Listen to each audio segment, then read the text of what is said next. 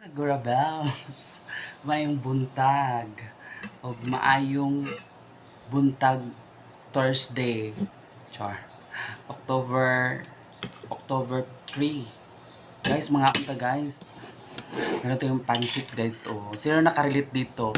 Pansit, tapos subutan sa is may rice. Ayan ang rice guys.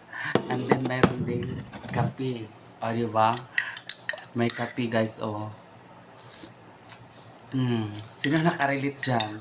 Pansit at kanin, tapos kape. Diba? Ang sarap. Ito guys, oh, sarap ng pansit guys. Ayan guys, oh. Kaunta. Almusal ta. Kaon na ta papa. Charles. Lami